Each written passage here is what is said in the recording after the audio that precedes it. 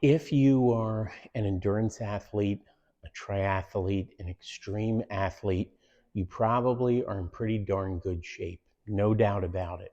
But there are definitely things on your body that are weak and tight that I'm going to show you today that you don't even realize. Now, some of these things you'll be able to assess yourself and know that you are weak and tight, and some things you won't, but that's okay. That's why you come into Stretch Plex to get checked out. So let me just show you some little tips, things that you didn't realize about yourself.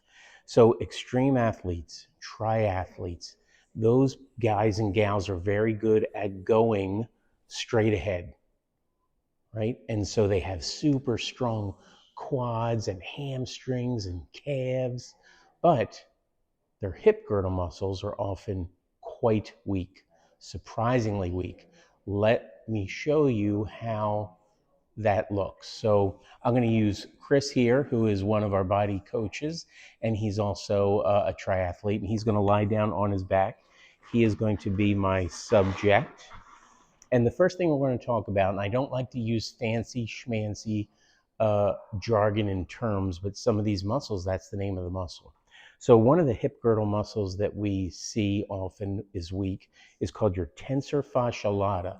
It's a small muscle in kind of the outside of your hip, but sort of in the front. And the function of that muscle is to bring your leg up and out to the side. So to test this on an athlete, what we'll do is we'll put you in that position, ask you to hold it just like that, and then we push in a specific direction.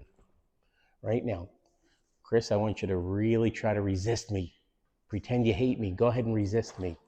Right? So you see that? It didn't take much effort. Now, that's the first time I did it to him, and he's probably thinking to himself, what the heck just happened to me?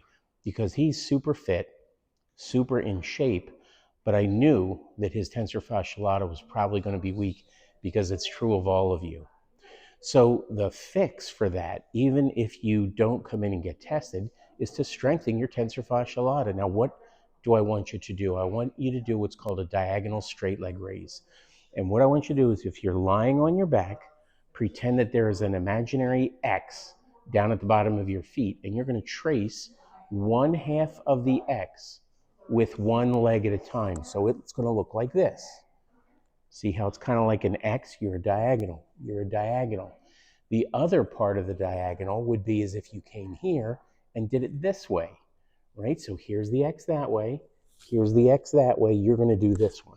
So it's going to start here in the midline, come up and out, and up and out. Now, a couple tips. Here's a couple tips. Number one, keep your knee ramrod straight. Don't let your knee bend. Chris, go ahead and do that. And now lift up and out to the side, right? Out, and then down. And then up and out to the side, and then down. Here's the next tip. I want you to lead with your heel. So no matter what direction your leg is going, you want to rotate that leg and make the heel lead the way. Or if you want to be fancy schmancy, you rotate your leg about its longitudinal axis. How about that? So go ahead and do that.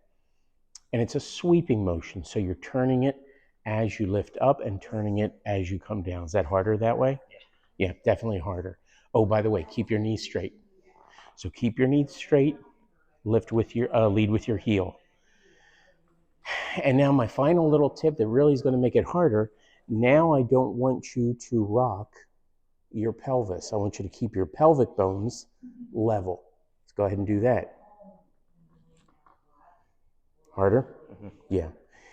And you can feel that your leg is going to shake. Now, this is somebody who has an extraordinarily strong, go ahead, don't let me bend it. Oh my God, he's got such a strong quadricep. Like it's like as strong as like bull. But the tensor fascia lata is not. And that's one of the strengthening exercises that I want you to try. Good luck.